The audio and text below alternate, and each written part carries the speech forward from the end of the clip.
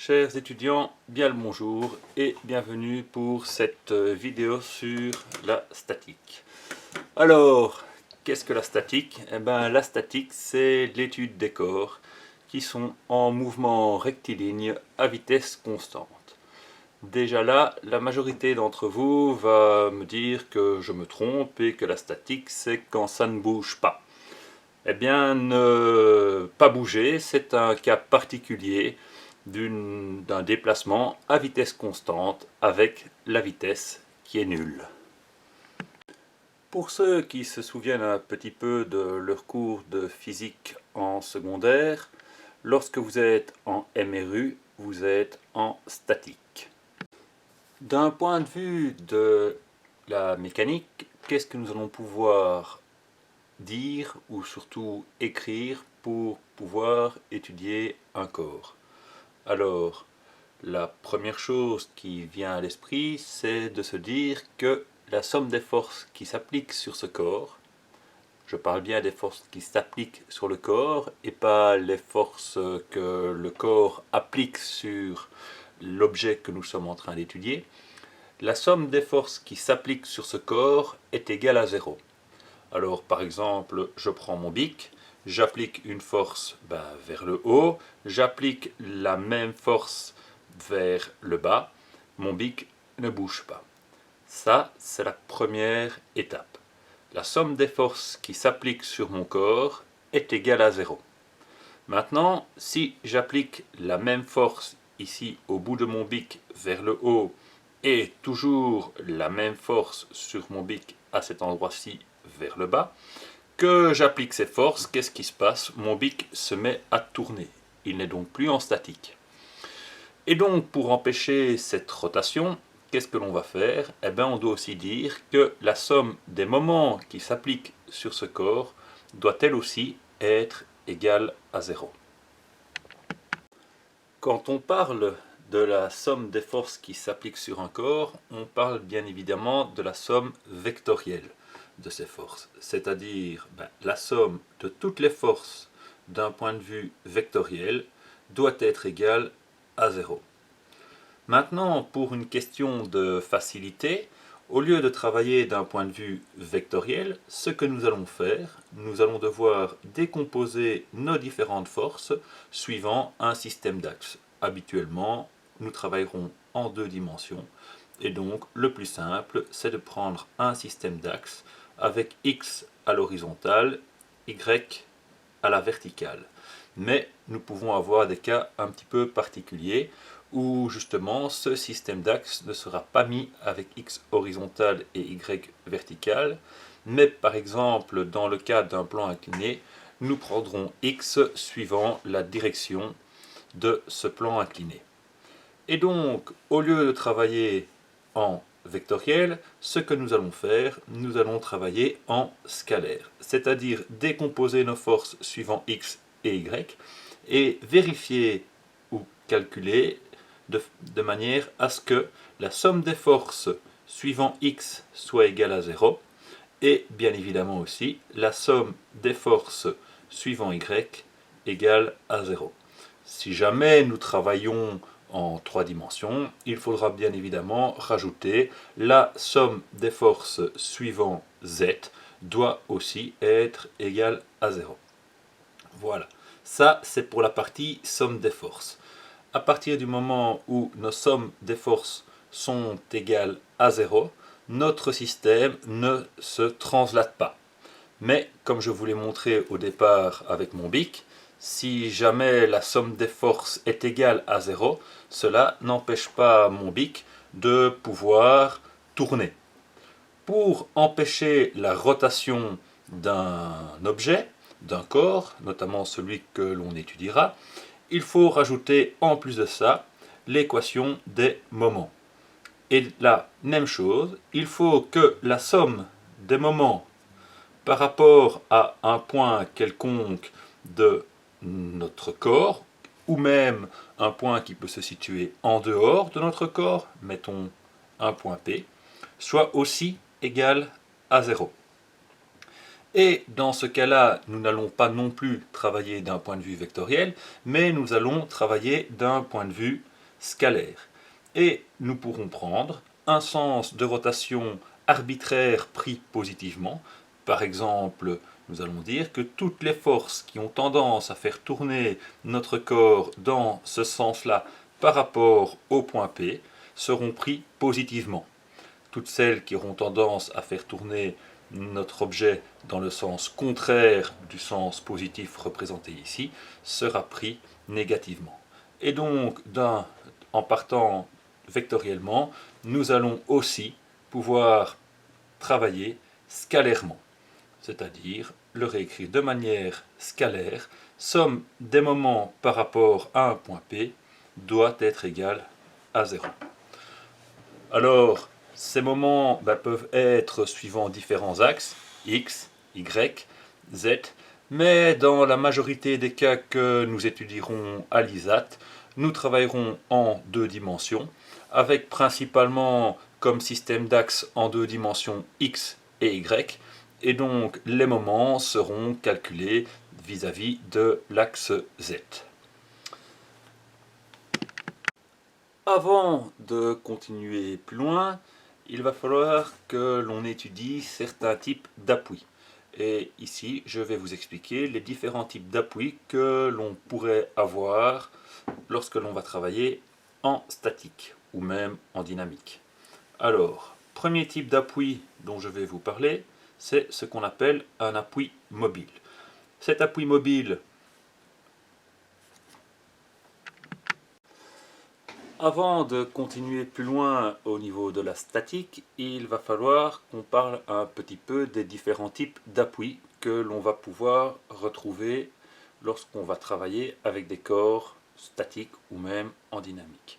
Alors, premier appui dont je vais vous parler, c'est ce qu'on appelle un appui fixe. Un appui fixe est représenté comme ceci. Voilà, un beau petit appui fixe. Voilà. Et je peux mettre dessus, voilà, on va dire que je mets une petite barre sur mon appui fixe. Alors, qu'est-ce que cet appui fixe a de particulier? Il peut reprendre des efforts dans deux ou même dans 3 directions. Alors, quand je parle de reprendre des efforts, cela veut dire que cet appui empêche reprend des forces, donc c'est-à-dire empêche ma petite barre de pouvoir se déplacer. Alors, un appui fixe empêche un corps de pouvoir se déplacer verticalement ou horizontalement. La manière la plus simple de le voir, c'est de voir un pivot. Alors, je vous ai représenté ici un pivot. J'ai simplement mis un petit clou et fait un petit trou dans ma barre. Et donc, ici, on remarque bien que si je veux tirer sur mon bois, impossible de le bouger. Si je veux pousser vers le haut, impossible. Si je veux pousser vers la gauche, pas possible. Si je veux pousser de biais, de nouveau pas possible. Par contre, vous remarquez qu'il n'y a aucun problème à faire une rotation autour de mon axe. Le deuxième type d'appui dont je vais vous parler, c'est ce qu'on appelle un appui mobile. Alors, cet appui mobile, il est représenté comme ceci. Voilà, ça c'est la représentation d'un appui mobile. Et je vais de nouveau mettre ma petite barre dessus. Voilà, j'ai une petite barre qui est dessus.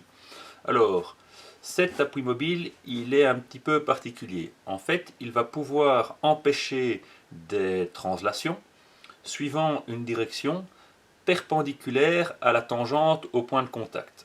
Alors, on va essayer de représenter ça le mieux possible. Voici par exemple un petit rouleau et une petite barre. Cet appui va pouvoir empêcher ma barre d'aller vers le bas et en fait va aussi pouvoir empêcher ma barre d'aller vers le haut. Par contre, rien n'empêche cette barre de pouvoir pivoter ou de pouvoir se déplacer latéralement. Okay. Donc, quand on a un appui mobile, les efforts qui peuvent être repris par cet appui mobile sont des efforts perpendiculaires à la tangente au point de contact. pour vous montrer ça sur un dessin, puisque ici ça va être un petit peu plus compliqué. Je prends par exemple un appui mobile, voilà, un beau petit appui mobile, et dessus je vais mettre une forme particulière. Voilà par exemple, une forme comme ceci, une forme légèrement arrondie. Et bien, dans le cas de cet appui, les efforts qui vont pouvoir être repris, ce sont des efforts qui sont perpendiculaires à la tangente au point de contact. Alors, première chose, regardons où est le point de contact entre mon appui et ma barre incurvée. Mon point de contact, il est ici.